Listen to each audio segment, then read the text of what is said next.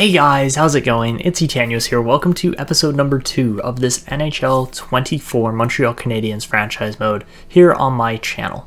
Today, we are going to be finishing up the 2023-24 season, getting into what very well might be the playoffs, but also maybe to the draft depending on how well our team does in the last half of the season here or so. But before we start off the episode, we need to get to some comments. Alright, so lots of you were able to respond saying that pronouncing Arbor's first name is Jacki. That's how you say it. I'll put all those comments on screen now. But there were a few others that actually relate to what we're going to be doing here with the actual team. One of the next comments here said, by the way, just a heads up, when you cheese the system like that for the 8-year deals with Barron and Jacki, it interferes with their growth. So that is a good piece of information to know. While yes, it might interfere with their growth a little bit, it is going to get us team-friendly deals, which is what the Montreal Canadiens are trying to build off of right now. That's what we're trying to do. So yes, there are two sides to that. The next comment said, what kind of roster are you using? Your own, missing created prospects or someone else's? And I am using my own roster here, which is why you won't see guys like Adam Monteal in the game yet or certain players like that. Although there are, I have added some created players, I just haven't gotten all of them yet, especially before this save was started, so that would be why you're going to be seeing certain guys are missing here. The next one here said, fun fact, William Trudeau is distantly related to Justin Trudeau, so there you go, we got the country on our side for sure, as far as being the Canadiens goes. Got some political support there, and then the last comment here that we're definitely going to focus on today said trade Monahan lol, and that one we are definitely going to focus on as far as we're going to make a trade here coming up.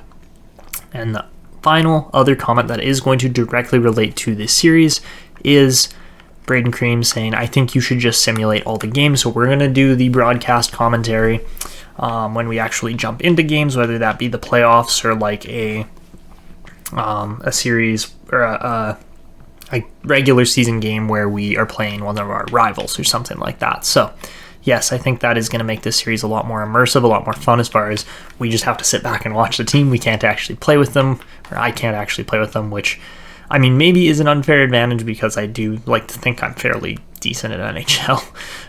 But yeah, that is something that is going to make this a lot more fun in the long run. So with all of that said, the first trade we are going to go make is a Sean Monahan trade. So to make an actual Monahan trade, I think it would be smart to go and actually extend him first. Then we're going to up his trade value, especially at just like $2.75 million or so. So that's going to be the first step we take to this. We'll advance a couple days and then keep going. But I think that is really going to help with us getting a decent return on Monahan rather than just kind of going with what we got more so. But yeah, we got a solid team here. Again, I've said it before, said in the last video, but I need to know what you guys think as far as we're going to be getting to probably very close to the draft today, if not to the actual NHL Entry Draft. And do you guys think we need to trade up for anybody? Is there anybody you see in here as far as like, there's no potentials yet. Those are going to start showing up here pretty quickly. But is there any players that you guys think we need? Is it like a goalie, a sniping winger? I think we need a second line sniper for the wing. I think that would really make our team quite a bit better. But what do you guys think our team needs are? I want to know what you're thinking for team needs in the comments below here. Do we need like a first line winger? Do we need a first line? I don't think we need anything first line. I think defensively too, I think we're pretty covered on the top end as far as our potentials go. It's really just more so a matter of what does the rest of the team fill out as. Like, obviously we don't have a ton of guys right now that currently are sitting in this team as like, okay, that guy's a lock for the future, this guy's a lock for the future. Like, really there aren't tons. There's a couple. There's guys like Joshua Waugh or Sean Farrell or Kirby Doc, and then of course quite a few defensemen. Like, we have quite a lot of defensemen that look really good. Another thing I do want to point out to you guys, you're not even going to see him here yet, because he just simply won't show up until we actually get closer to 2025, but in the QMJHL there is a goalie named Gabriel Daigle. I'm sure some of you guys have heard of him before. He is the goalie I want to go for this team because I think we could make him the next Carey Price in Montreal. We can make him better than Carey Price potentially. That is a hefty statement right there, a hefty prediction, but I do think that could be the case. And I really do want to go for him next year over going for any of the goalies in this draft necessarily, because I do think a number one starting goalie is one of our biggest team needs at the moment. Don't get me wrong, I'll probably still draft other elite goalies in the late rounds, but Gabriel Daigle being a lottery pick or a first round pick is a goalie that we want to go for in the upcoming season, like not this current draft year. So with all that said, let's get to let's advance a couple days here, see if Monahan signs that contract. He should. Okay, so in advancing a couple days here, Sean Monahan does renew the contract. We get that Lane Hudson contract from last episode, which is just hilariously ridiculous. I know that's not realistic, but just about everything else is. So we've just jumped from a seller to a conservative buyer, which is an interesting team change there. But now that we have Sean Monahan with a little bit better value, let's see what kind of trades we can get. And there's 34 potential trades here just with the trade finder. 2 second-round picks in the upcoming draft is actually really solid.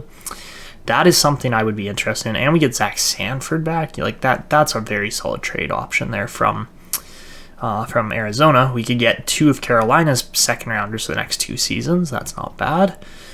Anything else? I mean, Ross Colton's not a terrible contract either. Jack Roslovic too. Let's see, what else? Let's keep going here. Tommy Novak and the Oilers 4th. Whole bunch of options there from Nashville. I don't think we really want any of those. We could get Semyon Varlamov. Honestly, I'm not trying to build this team this season to be a winner.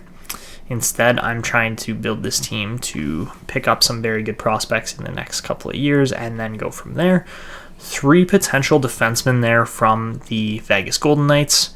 Caden Korzak being the worst. I just want to check out these 3 defensemen, see what their kind of ratings are, because that is going to make a big difference as far as the defensemen go.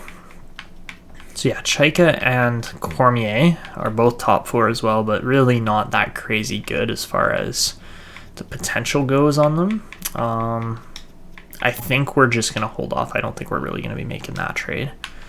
So we'll go back to Monahan, see those last couple of deals, and then probably I'm thinking that Arizona trade is going to be the one that we really want to go with. And we could get Hendrix Lapierre, or we could get Andrew Crystal, Suze Delay. There's some good players in there, but I really do think this deal where we get Washington and Florida's second-round picks along with Zach Sanford, that just seems like a perfect deal to me. So we're just going to take that. We're going to go with it, not really question it too much. All right, so we'll make that trade. Boom, we're good to go. The roster is going to take a little bit of a knock there because we just got to throw Zach Sanford in. And yes, a lot of teams don't like that we traded away Monahan, but really, I'm not too phased by it. And we're going to get Harvey Pinard in here. Harvey Pinier. How do you say his name? How do you say his name, guys? That's another one. Raphael Harvey. I say Pinard or Pinard, but that is probably wrong because it's me pronouncing something. So, yeah, just let me know what you guys actually think that one should be. Power play is going to take a hit with Monahan there, but that is all good. All right, I think we are pretty much ready to continue simulating here. I don't even understand how this team is a buyer, but we are. A conservative buyer, but yeah, let's just continue on right to pretty much the end of the regular season. I'll kind of talk through with the simulation here, but overall, this team has surprised me big time. We've won 30 games, lost 20 in total on the season so far, and we're just continuing to win, and I don't understand it. So yeah, we'll continue on with quite a few wins here. Justin Barron gets injured, so that's not great. Kirby Dach also gets injured, like what has just actually occurred in real life here. So 37-19, we are rolling. 78 points, my goodness. This would have been the year to trade away our pick for a different team's pick, but oh well, nobody could have really predicted that this team was going to do this well. And now we're down quite a few players with injuries, so maybe that'll start to kind of drop our rating a little bit. But no, we continue to win most of our games. We do lose to Carolina. But we're going to enter the trade deadline here quickly and just see what's available. Like, just see, is there anybody that we maybe want to trade? Like, I'm not sure. I'm sure there are options. But overall, wow, Harvey Pinard is actually quite high value on this team. Like, higher than I was expecting. I don't think there's really a lot of players that we should be trading. Maybe like a David Savard. Even then, I know that wouldn't be a realistic trade because he gets along fabulously well with the entire locker room and the entire team in Montreal, so why would we trade him? Nobody else really has good enough value to be traded. Like, we could try to push a Mike Matheson trade, but that would be probably the only one I would be thinking of. We got 22 options there. We could load up 2 more second-round picks next year and get Matt Dumba. That wouldn't be horrible. Let's see. We get Boston's first-rounder next year, too. That would be hilarious. Buffalo's first this year. Okay. And a second next year. That's not bad. We got options here. We got, like, quite a few options here. Pittsburgh's pick next year is an interesting one, too, because I think they're going to go downhill a little bit. Let's see. Toronto's this year. We're probably not going to do... Let's see. Winnipeg next year. Also an interesting one. There are options here as far as one of these picks could potentially turn out to be a guy like Michael Nisa if a team just tanks it. But it's like, who is it going to be? Which team out of those is going to have the worst season next year? Winnipeg, I would make a bet on. But we're probably not going to trade Matheson in exchange for that because it's not like you're really getting anything back. What's this option here? Second, third, and Dumba. We're going to decline that just for now. But honestly, like, the pick trading and potentially moving Matheson, like, yes, we got lots of picks this year. Next year, we got 2 first-rounders, 2 second-rounders already. Like, we have lots of picks. I don't think we necessarily need to go get more picks, but the asset management is really going to come in here with the pick trading more than anything. Because, yes, Mike Matheson's a great defenseman for this team. He's probably contributing to our wins right now, which isn't a bad thing. It's going to help with the overall prospect growth. And he is only 30 years old with 3 years left on his deal, so we could potentially trade him next year too, kind of thing. And I think that's probably what we're going to do for now. Just see how this team kind of fares. But yeah, like, there are trade options here, guys. And yes, we're not going to get to act on them this year necessarily. But at the start of next season, we could potentially act on one of these trade options. So keep an eye on those. Just start thinking about those. There's a Trevor Moore deal this time. That's funny. But let me know, who are we going for? What are we doing with Mike Matheson? Because I do think he's our number 1 potential trade piece. We're not going to make a trade here, but I do think he's our number 1 potential trade piece that we would be making a trade with. And yeah, I think we could get a very solid return. Buffalo trades for Tarasenko in exchange for Matthew Savoie. That is interesting.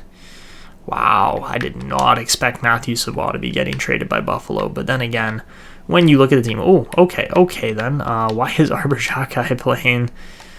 That's not right at all. Okay, jeez. I guess we are that injured though. But yeah, currently I just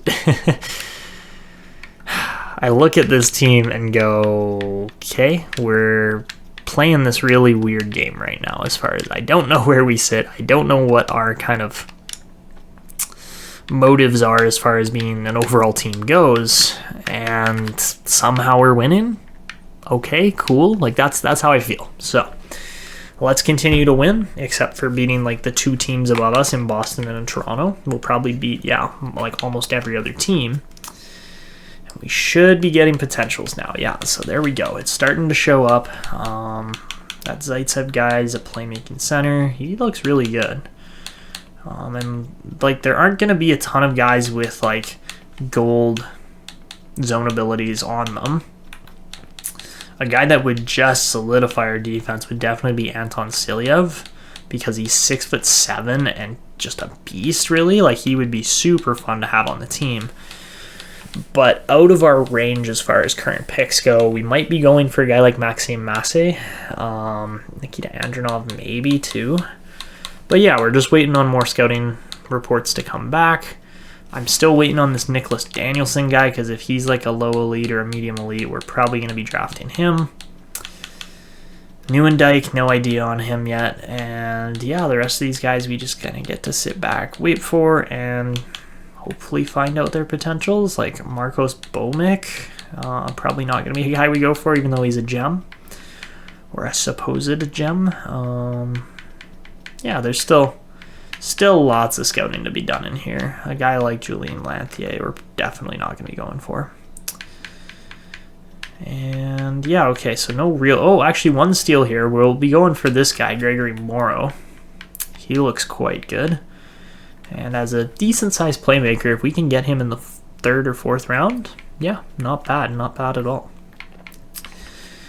So just keep an eye on these guys. We don't know exactly how they're going to turn out yet, but there's something there for sure. There's something starting there, so definitely want to just keep getting the potential and comparisons on these guys, see how they turn out. And then there's some half decent guys a little bit further on here. Justin Poirier actually looks pretty good, and that's about it for now. Okay.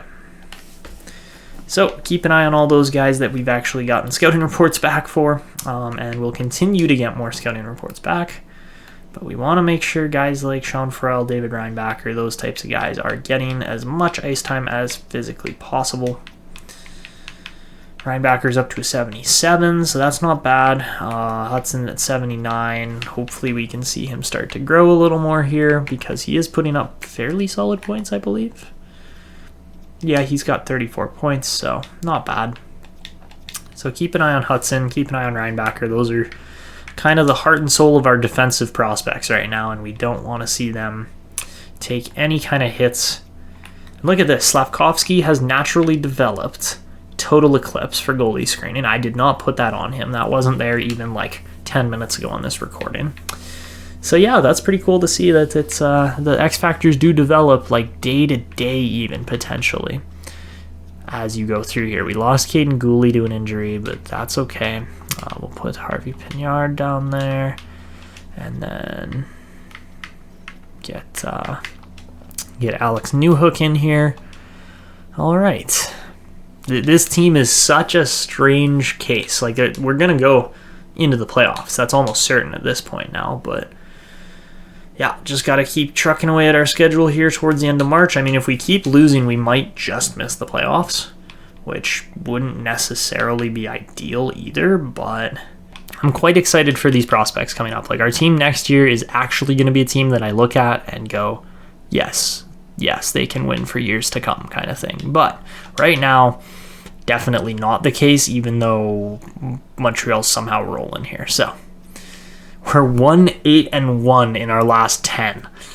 We're pushing for missing the playoffs on purpose here, kind of, is what it looks like, but we'll see how this continues on, because if we continue to lose, I think we may have just dropped out of the playoff spot there. Nope, we're still in it.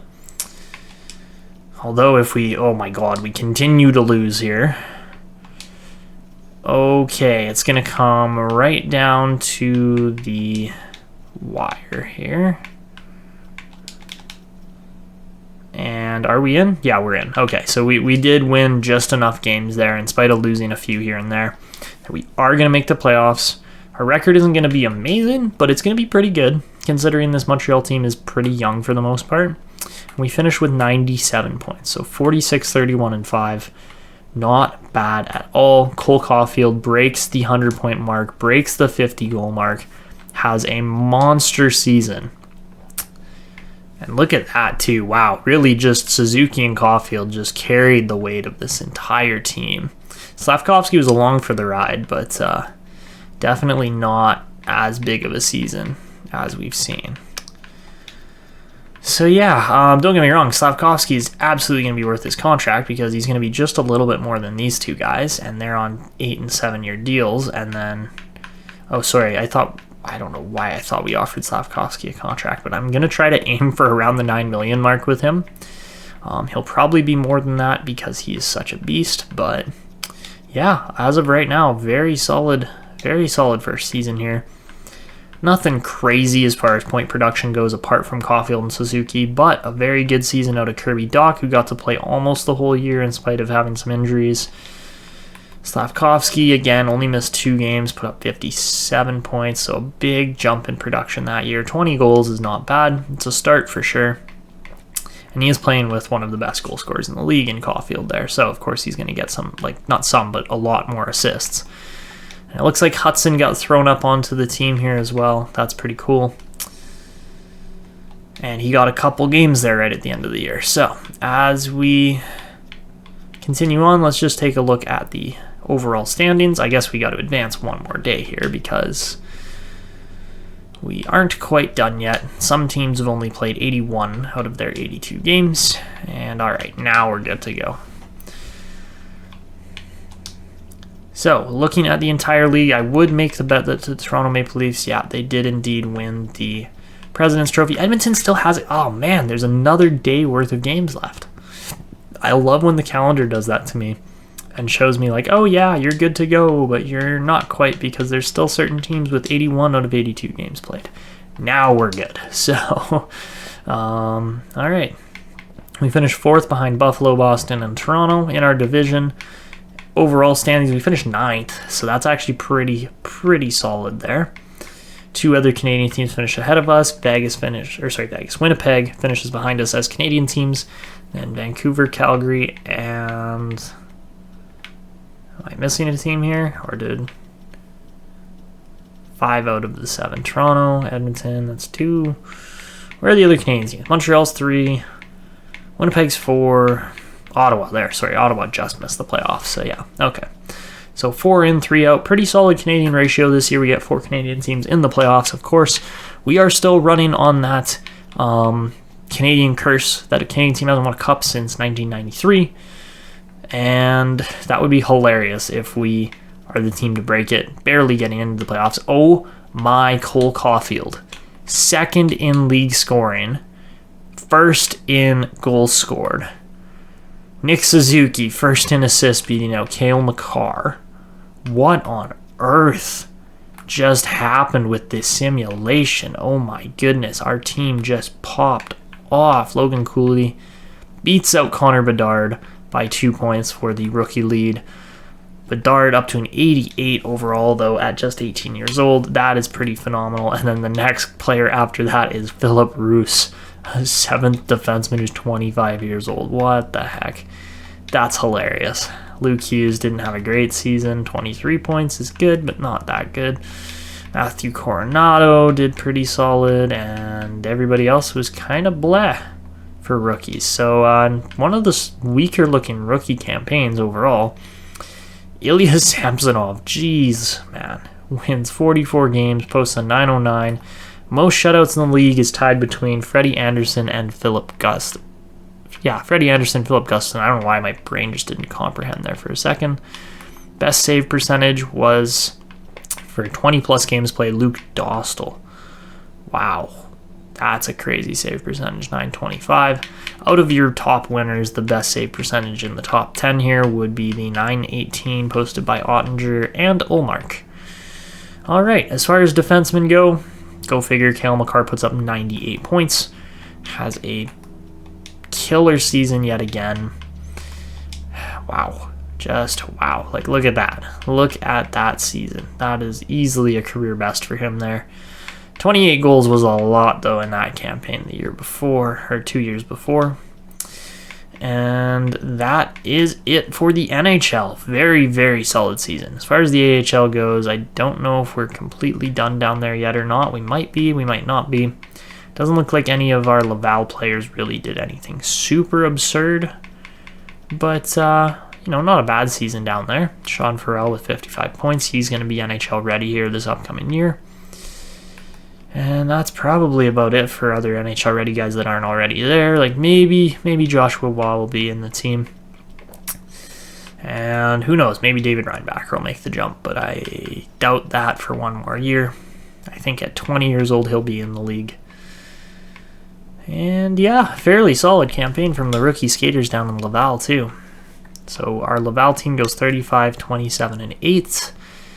And I believe 70 games is the maximum down there. I might be wrong, but yeah, very good season there from Laval too. They do make the playoffs as well. All right, so guys, as I was going through the teams here, I did actually realize that for some reason, we decided that scratching Arbor Xhekaj was the best idea. I don't know why that's the case, but we're going to fix that nice and quickly because that's not going to work here. That's just not going to work here. That's the only way I can put it. So Lane Hudson up on the top pairing actually fits quite nicely, but we are going to throw Xhekaj back in here because we need him playing for the playoffs here. Even if it's a -3, holy, you can get a -4? Wow. Come on, Nigel. All right. Oh, hello. Another cat interruption as he claws me in the throat. He's being a big old goofball. Ouch. Hey, no claws. No claws. That's mean. Now he's happy.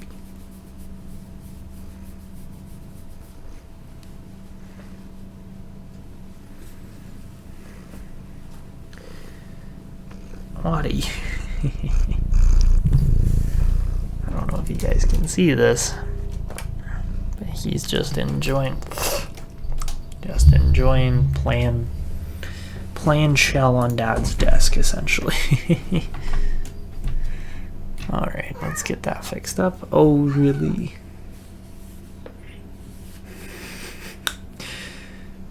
He's just being a big old goofball.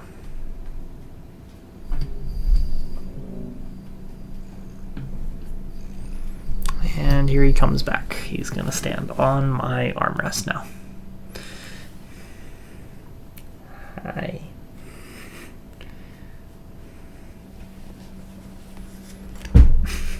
There he goes. All right. So, with everything else being set up, ready to go, let's get to this. We got the playoffs. We're, of course, down 1-0. But we will throw... I guess we'll throw Harris in here. We got a lot of good defensemen down in the system, actually. I'm quite surprised by that.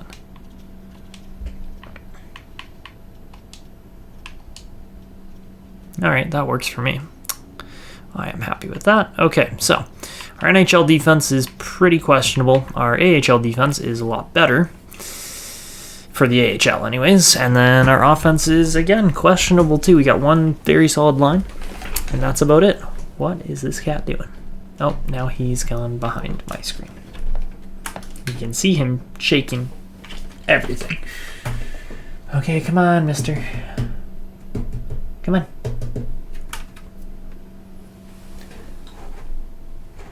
Come on. Jump.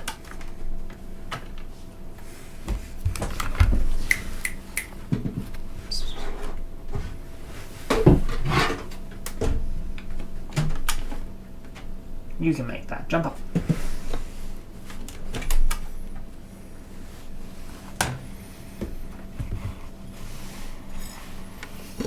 Come on.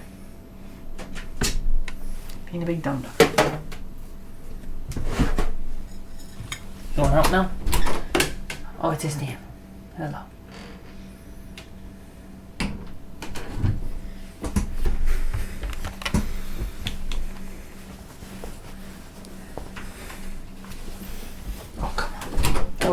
Go.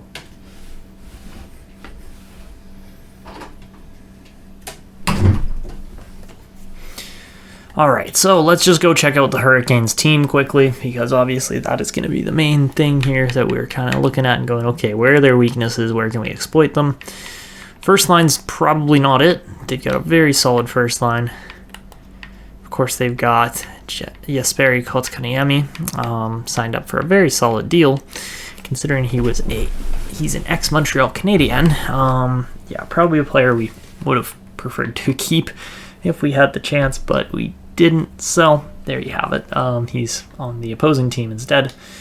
But they've got a fairly solid lineup here in Carolina. Really one of the best defenses in the entire league. They brought Tony DeAngelo back. That's hilarious.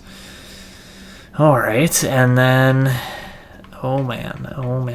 Okay, so we're probably not going to beat this team. Svechnikov's injured too, but we're probably not going to beat this team in round one because we're Montreal. We got a long road ahead of us if we're going to win any of these games, really. So let's simulate this game, actually watch it, go period by period at least. So starting things off, we're up 2-0. Caulfield and Matheson both get us on the board. It's 9-9 in shots. Second period, it's 4-0 Montreal as Josh Anderson gets 2 goals. And to end off this game, we beat Carolina 5-0 with a Brendan Gallagher goal. Wow, that was a big Game 2 performance, that is for sure. So we changed the momentum, we changed the tide of this series, really. And, well, we win in Game 1 of the AHL playoffs, too, there, the Calder Cup. So, all right, Game 3 of the Carolina-Montreal series here. We're going to start off winning, tied up 2-2, as we get 4 separate goal scorers there, and we're getting outshot 16-13. Second period, make it a 3-2 Carolina game. And do we tie it up in the third period? Yes, we do indeed. Cole Caulfield yet again. So now we get into overtime, and overtime is always fun because you never know when it's going to end. It could end at any point. It could go on forever, and it ends quickly today. And Seth Jarvis is going to be the OT hero for the Canes there. So unfortunately, we do not win that game, and we lose Casey DeSmith to back spasms. So not looking great there. But Caulfield's having a heck of a playoff so far. So let's continue on here into game number 4. Where we could go down 3-1, or we could tie up the series 2-2. First period, 1-1 game. Aho and Anderson are your goal scorers. Second period, 2-1 Carolina. Not looking good. This could be really a death blow if we aren't able to salvage this game. 5-3. Oh, God, that was a 5-on-3 there. That could have been bad, but Weidman gets us back in the game. It's a 3-2 game. Let's keep it up. Come on, boys. And down to the last final minutes, Tony DeAngelo going to get the backbreaker there probably as it's 4-2. Montreal power play doesn't convert. Although Kirby Dach scores with just under a minute left, and we do not tie it up. Ouch. Very close loss there. And like I said, I did not think this team was ready for the playoffs at all. And it's kind of showing as we're down 3-1 now. So we got one more game potentially. We might have more than one game, but Caulfield didn't score at all in that game. That didn't help for sure. All right, first period of game 5, we're actually up 2-0 as Hudson and Slavkovsky, 2 of our youngsters, score. That's awesome. All right, second period, it's a 3-2 game as the Canes claw their way back into it. And are we able to finish the Hurricanes off here in the third period and keep this series alive? Not quite. They tie it up as we get 1 goal from Jake Evans late, but it looks like actually they were going to win the game there for a couple minutes at the end, and then we tied it up. But we head to OT yet again, and like I said, this could go on for a while. This could go on for not much time, and it's again, not much time. We're out in 5 games. Not really surprising, as Jesper Fast gets the OT winner, and Montreal is eliminated in round 1 of the 2024 playoffs, which, again, doesn't really surprise me. So, yes, unfortunately, we do give up what was a chance at the lottery, but that's okay, because we got some valuable playoff experience. The team gets a taste of it. Our youngsters and our core pieces in Caulfield, Suzuki, and Slavkovsky all get to realize what it's actually like to be in the playoffs, what it's really going to take to actually get to that level. But it's obviously still quite a ways away here before we're really going to be that team that's going all the way like Carolina very well might this year. So there you have it. First playoffs are over just like that. Nothing really too special. And we're just essentially going to jump back into the calendar, make sure that our draft class is looking nice and fine here, heading into the draft, and then we'll leave it off just before draft day pretty much. Noah Valley, also an elite goalie there, keep an eye on him. And we got another low elite there, Landon Alberts, not bad. We're going to be able to land some steals in here, that's for sure. So, certain players in the draft class are starting to look really good. Apart from that, though, I do believe our AHL team is through. They won 4 games or 3 games. Yeah, they won all 3 games in a row there against Belleville. So they're still alive, which is awesome. But apart from that, we're pretty much just going to be going off of the calendar, simulating up to the draft now.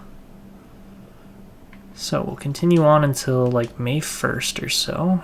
That's not going to really be a big time frame. But we do get,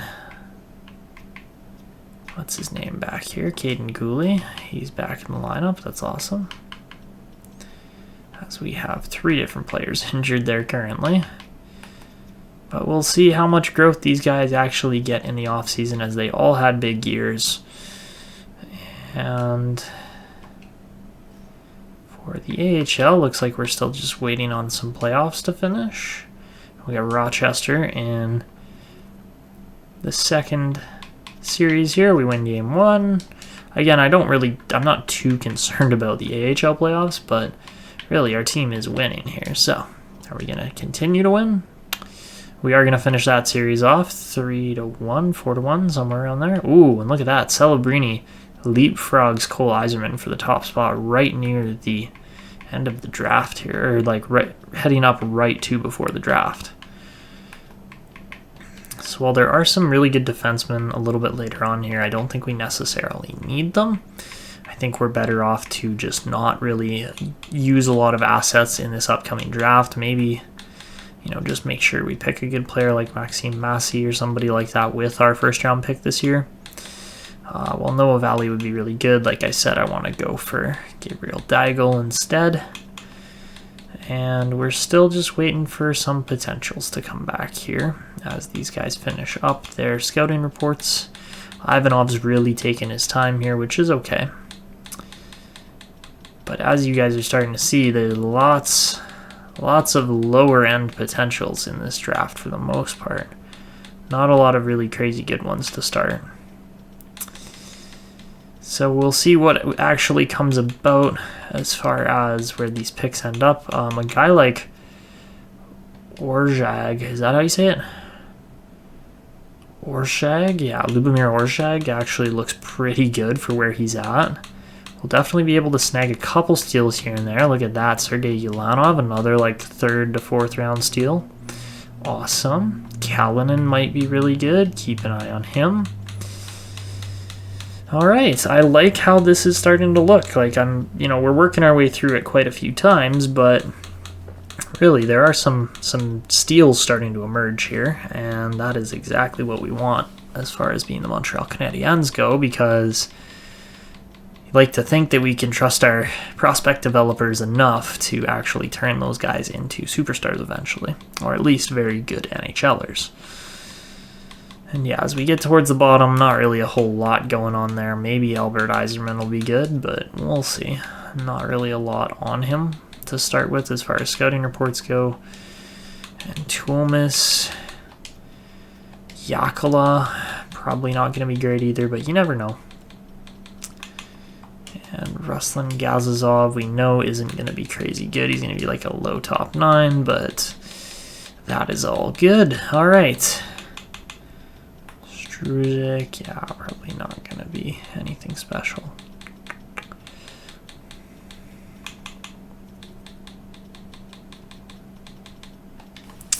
All right, so as we continue on here with the AHL playoffs, we're cruising at this point. We're 6-1 in the playoffs with Laval. Brendan Gallagher's back, and we're going to start off with 2 more wins there. We're 8-1, 9-1, boom, just like that. Oh, okay, and we continue on. We're in the finals here against Abbotsford, and Laval very well might end up winning this first season. That is crazy. They lose 2 in a row there, which is the most they've lost all playoffs. But David Reinbacher was out, and now he's back in, which is awesome. Because we definitely want him playing. And we'll see if these guys can win or not. And looks like 3 in a row is probably going to do the Laval Rocket in here. Not looking great. This might be it. We're probably just going to simulate a loss here, but we'll see what happens. And starting off, 1-0, Kapanen, let's go. And there it is. Look at the choke. 3 goals in a row. Laval makes it all the way to the finals just to fall flat on their face and lose by 1 goal in Game 5 of the Calder Cup Finals. Ouch. For sure, but Abbotsford was a fabulous team. So not a bad first season there from the Laval Rocket, considering that we didn't really expect them to go that far either. We had Seattle and Boston in the Cup Finals. That's a fun one. All right, let's advance on. This looks, wow, Seattle, really. Seattle is just cruising right now. Boston gets 1 back. But Seattle probably up 3-1. That's probably it. Oh, maybe not. Boston still in it. Come on. Wow. Boston, Seattle. It's going to go down to the wire. And who wins the cup? It is the Seattle Kraken. Oh, my goodness. In just their 3rd year in the league. 3rd season. What the heck? The Seattle Kraken are Stanley Cup champions. Wow. And we thought Vegas was able to pull it off fast. Think again. The Seattle Kraken get the job done. Beating out Vegas, the ex-Stanley Cup champions. Winnipeg, a very good team. Dallas, an even better team. 4-1, 4-1, 4-1. And then they almost choke it to Boston, but the Bruins do indeed end up losing and falling in the finals. Yet again, they do tend to do that quite often. Wow. Wow. Back-to-back expansion teams win the cup. That is crazy. As far as player awards go, McDavid obviously going to get the Art Ross and the Hart. Cale Makar with the Norris. Lady Bing goes to Cole Caulfield, though. That's awesome. Logan Cooley going to get the Calder. Vince Dunn, of course, on Seattle is going to get the Conn Smythe. Jake Ottinger with the Vezina. Linus Ullmark with the Jennings. Mark-Edward Vlasic gets the Masterton. I'm going to say Guy. I have no idea what his name is. Fratton there in Philadelphia going to get the Jack Adams. Ryan O'Reilly with the Selke. McDavid with the Lindsay. And Caulfield with the Rocket. There are your awards as far as individuals go. In the AHL, Kiro is going to win a couple awards there. McDonough gets the goal-scoring one as well as the rookie. In Abbotsford, he was amazing. Will Butcher is going to get the Eddie Shore. Colin Delia with the Baz. Atu Radi with the Butterfield. Kuro with the Fred T. Hunt. Ball with the Yannick Dupree. And Murray with the Hap Holmes. All right, so that is your award winners. Bit of a crazy season, honestly. Not entirely what I was expecting, but now we get to look at this situation and go, all right, out of the bottom feeder teams, who actually is going to get to pick between, really, it's a toss-up between Celebrini and Yzerman. They're both fabulous. It really comes down to team needs, and LA, San Jose, Chicago all finish on the bottom. LA, I did not expect to finish that low, but because of that, they're going to have a very good player on their hands here in no time, so keep an eye on that. Chicago looking to pair anybody with Bedard, really, because he's kind of the only player they've got as far as building pieces go. Man, Nashville and LA I would not have picked. All the rest of these teams, sure, okay, yeah, they could finish bad. New Jersey and the Rangers stumbled pretty hard.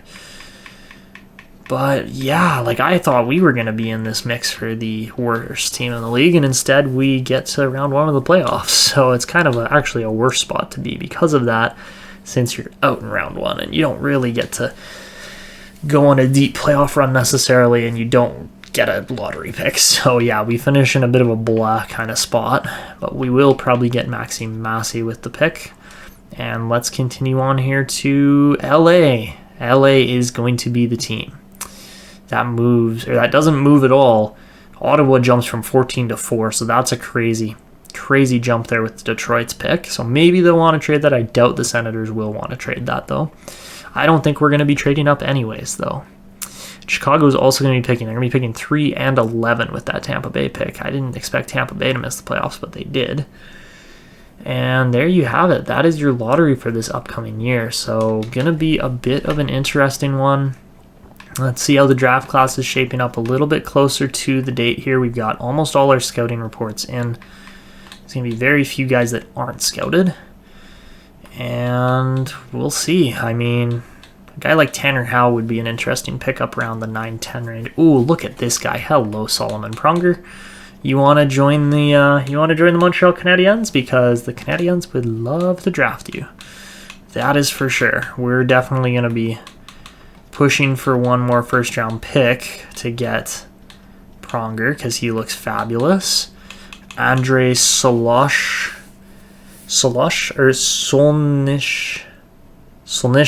That's a tough one to say. Andrei Solnishkin, very solid two-way forward on the left wing. We could probably get a similar player with one of these guys for a lot cheaper of a pick. But we'll see. I mean, you never know exactly where these guys are going to end up. Mikhanov could be good too, but I doubt it.